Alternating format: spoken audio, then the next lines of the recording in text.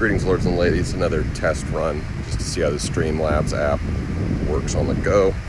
I've got Restream's chat box up on screen, so I'm trying to test to see if where the chat actually shows up from, if Facebook's still integrated or not. Yesterday I didn't get to see any chat. I have to say I'm really impressed with Streamlabs and Restream. They're two independent companies, but they found a way to integrate and not cooperate to some degree. And the fact that I can put this preview, yo Unkit, how are you doing? Yeah, so it's working from YouTube. That's impressive to me. It's pretty cool.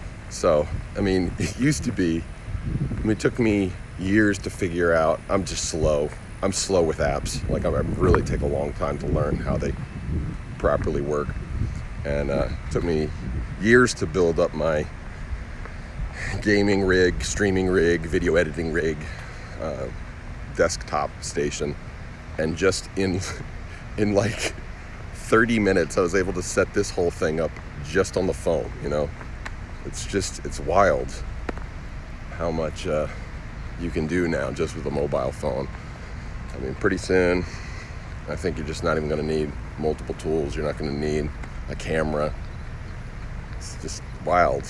I'm walking around with my webcam computer, multiple screens. It's this little tiny thing. Hey Allison, how are you doing? Well, thank you. So I'd had this planned for months. Y'all know my Saturday morning rants are always weird. So Melissa was happy for me to have this, because this is a bunch of people kind of like me, free market capitalist philosopher weirdos. So I'm having lots of these Ford rant conversations, and the fun thing is I'm not the craziest dude in the room in terms of ideas about what we could be doing, what we could be making. So it's been a very exciting week for me. Been a nerd week. I've bought $220 worth of books. I'm just walking across the Auburn University campus right now. There's the stadium, Auburn Stadium, Auburn, Alabama. It's a long story. I'll tell it all sometime. But I am going to try to broadcast Saturday morning like the regular podcast. Just wanted to do a test run here to make sure it's working. Doing well. Exciting. And yeah, it's cool. Currently I'm only seeing YouTube chat, so nobody on Twitch is watching. That's the one little widget I can see if anybody's watching. Currently no Twitch viewers. Just kind of trying to hope to see if Facebook chat would show up. I can't tell. Alright, I don't really have much to say. I just wanted to test to see what the stream looks like, and I will be back tomorrow. It is a little weird trying to do it this way, because I'm looking around my surroundings and not really looking dead into the camera like I normally would. A libertarian fan from Delhi. I really want to attend Mises University seminars too. That is so cool, man. Yeah, I assume men, sorry.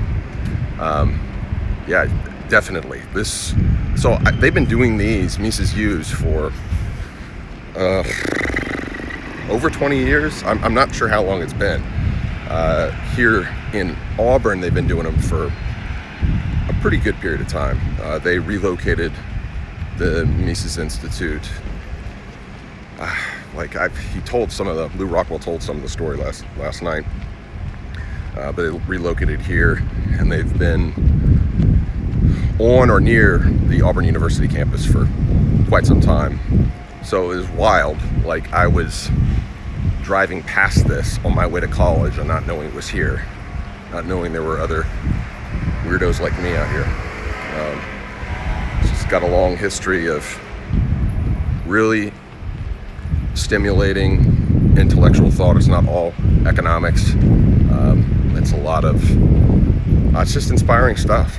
It's a nonviolent way to influence not just business, but social life too. So it's pretty exciting. All right, I don't really have anything else to say. I'll be posting tomorrow. It probably will be sometime around this time. I'm not sure. I was trying to finish up my essay. I was trying to double up the weekly essay talk thing with some of the stuff I've been thinking about while I've been here, and hopefully Mises might be able to use it for their own purposes, put it on their website or something like that. So it'll kind of give you a better understanding. Some of you probably don't know some of my family history. I mean, you know my immediate family, my wife, my kids, my dad, but I've never really talked that much about my grandparents and their legacy from where I'm from. And so yeah, it's been interesting sitting here because my grandfather was from Alabama. You hear kind of in the mainstream news, you hear often about, I don't know, there's a lot of, when you're from an outsider, they will treat Alabama, like let's say someone from California or New York, they'll treat Alabama kind of the same way that how can I put this gently, an intellectual, a middle-brow pseudo-intellectual in Delhi would treat some place like Bihar. Okay, so there's a lot of like regional condescension, you could say, and it's not like everyone is. I'm not going to say I don't even know how to really parse through that, but I just read every story I read about Alabama in the global press. It's like Alabama's this backwoods country bumpkin stuff and a bunch of racist and everything. And I've always grown up, my family's from here. You know, it's like the Leonard Skinner song, Sweet Home Alabama. Those are written by Florida boys whose family's from Alabama. And I'm a Florida boy whose family's from Alabama. And so as much as I'm like artsy fartsy, want to be independent filmmaker and all this stuff, there's always been this kind of part of my life that's here that I felt like, kind of embarrassed about. It's like you're embarrassing uncle or whatever. When you really get to know these people, your embarrassing uncle, you're like, he's a really good guy. Like you see him actually on the ground and the way he treats people, you're like, he's not living down to the stereotype of being some racist bumpkin. And so it is interesting that Mises U, which Ludwig von Mises was an Austrian Jew who founded this whole school of thought, this whole Austrian economic school. And it's interesting that the South is the only place, the racist South is the only place that have anything to do with this Jewish economics focus. But anyway, so I like it for the ideas. And it's got me thinking about so many things. So, all right, I'm going to sign off for now. Just wanted to touch in. Gonna have lots of Indian subscribers. Well, I mean, get the word out if you know some other libertarian I'm happy. I've bumped into some people more on like the socialist side of things, but who are dissatisfied with certain things that actually still dissatisfied me. I've had some pretty good conversations with them on the internet. So I think it is an interesting time for us to have more nuanced discussions, more nuanced debates. And so if you know people who'd be interested in that kind of stuff, liberty, human rights, freedom, refining and developing our economic systems so that they're more free, but at the same time not like screwing up the world. All these kind of things. Like, I'm not really one of those conservatives or libertarians who's like, oh yeah, and the environment, what does it matter? Like, I don't see that as a positive way forward. As a surfer in the water a lot. So I think all these things, we can talk through them. We don't have to use the sort of prefabricated list of things that you're supposed to talk about, And so I think in that way, having people you disagree with at the outset, you can end up having a more interesting discussion. So, Harsimran, I think Trump he's good at playing politics. He's always been a politician. Even as a businessman, he was a politician. And when I mean politician, I mean he knows how to prey on sentiments or appeal to sentiments. Every politician at that level of power does that. Okay, every politician at the level of the U.S. national government is a demagogue. Ilhan Omar is a demagogue. AOC is a demagogue. Trump is a demagogue. Hillary was a demagogue. Like, even though he wasn't the most articulate person in the world,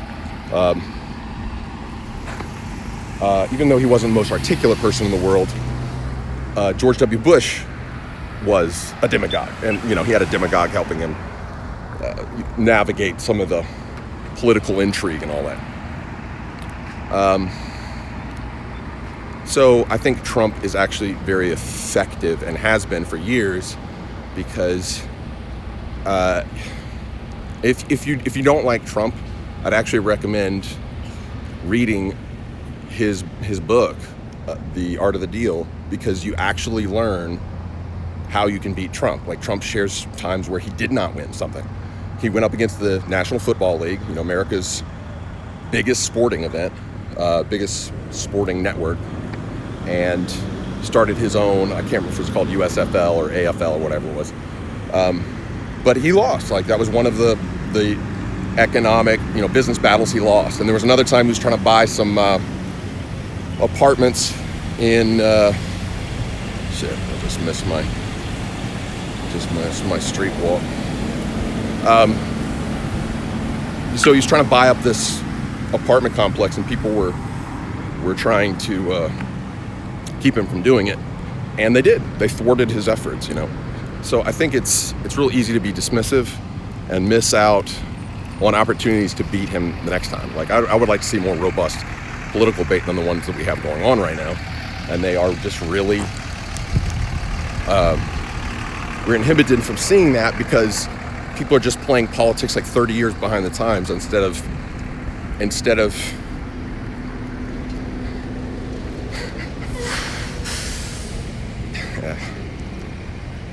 playing like multiple layers of chess. Like, you can't just be, saying what you mean and meaning what you say all the time at the political level. And I just, like, the other night, Marianne Williamson was on CNN, and so she was like, she had the potential during the Democratic debates, the first couple, she had the potential of becoming the left's meme candidate, because she's just so unique. I mean, she's almost like the anti-Trump, because she's tweeting about, like, love and crystals and orbs. And she actually said some things that you're just not allowed to say, whatever side of the debate you're on. You're just not allowed to say if you're a Democrat or a Republican, like, talking about stuff about U.S. foreign policy that, like, lights a little fire in libertarians, even like, oh yeah, okay. So, I mean, she got, like, some libertarian support through that. She got some people who were looking to support Yang. And then she's on Anderson Cooper the other night. And, they got the whole, I just don't understand. I don't understand how these people can be political theorists and be this dumb. Trump sends out a tweet, and for the next week, the news cycle, 4 tweets. The next week, the news cycle is calling anybody who voted for Trump a racist because of those 4 tweets. It's like, okay. You think that that's a double down strategy you really want to employ? That's what Hillary did. Called everyone who liked Trump a deplorable. Okay. Interesting strategy. Let's see if it works the second time, because it sure didn't work the first time. So Marianne is sitting there, she has her own Twitter presence. She could be the Contra Trump. And what does she do? She goes on Anderson Cooper and delivers these NPC platitudes, talking to old media. I just don't get it, man. I just don't get it. I'm coming up to a Mises U fellow here. Hey, you want to say hey? Hey. Hello. What's up? This is Vitas. This is good, dude. He's the man. Like, he's like legend. He's been coming since Tanny's from for like 10 years. He's from Lithuania. Really really bright and really, and he's involved like in economic policy, and unlike me, he's a little more down to earth and realizes you can't just snap your fingers and make everything like, get the government out of our business, and he's just more realistic about it. Ludwig von Mises was as well. He worked for the central banks and the finance administrations in these empires back in the day, basically. Because he had to make a living, and he also helped salvage some of these. He helped people from getting into really bad situations where, a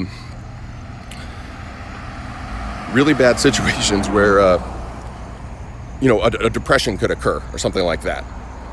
So, Vitas has definitely more that kind of view, like a bigger picture, whereas I'll get kind of stuck. I talk about Trump being able to play these bigger picture political games, and I'm hoping we'll have someone on the left that'll do the same. Like I said, I was getting a little bit optimistic about Marianne Williamson.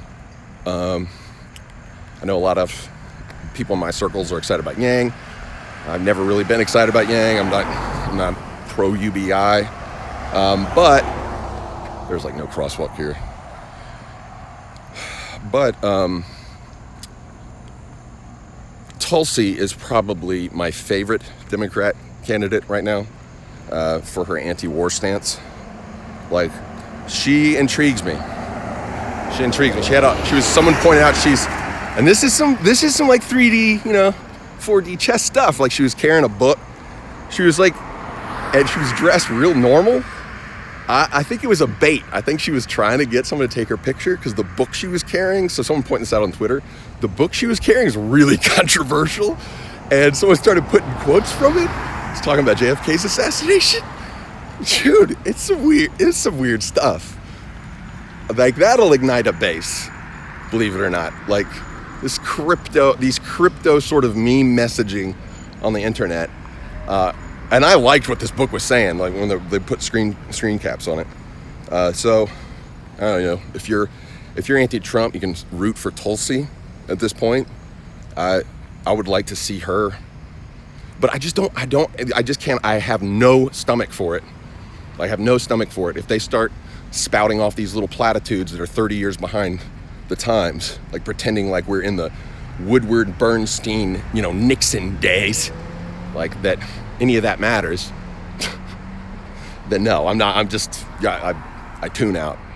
I'm not pretending that Nixon was the worst president in the last 50 years when LBJ was right before him.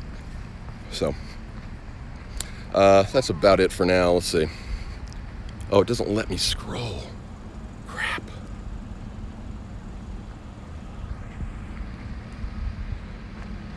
To the people who think, that has become an issue.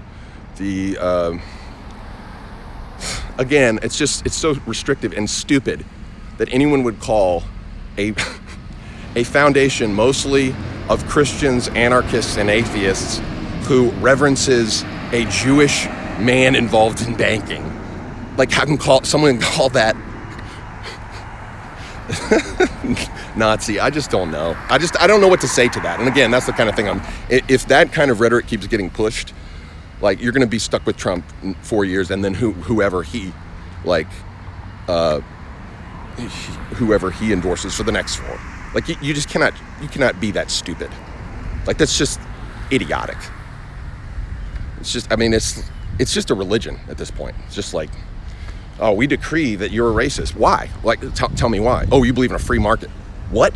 You say, you mean when you say communist, you're actually talking about black people. What? Are you serious right now? You actually serious about that? You do know Karl Marx was a white dude, right? You do know he advocated policies ended up ethnic cleansing, right? I don't know. I don't know how to wrap my mind around that. It's a little bit hot. I'm starting to sweat a little bit, even in the morning. But I'm from Florida, so it's not that different from our weather down there. Certainly not as hot as Delhi right now. It's like I saw a post talking about. So I'm actually here. I'm just kind of walking back and forth. saw a post saying, I was about to post how hot it is, and then I realized it's not 120 degrees. Yeah, that's about the truth. All right, I'm gonna sign off for now, guys. Said enough Ford rant, meaninglessness. I will. Yeah, this is early morning. But it is getting a little bit warm by Alabama standards. All right, I'm gonna sign off. I'll see y'all in the morning, and it'll probably be sometime around this time. I hope to have an essay finished, kind of get the discussion going. So I guess tune back in a little earlier than normal this week, and we'll try it doing this. Across Magnolia at dawning. Oh shit, I'm an idiot. All right, we'll see y'all.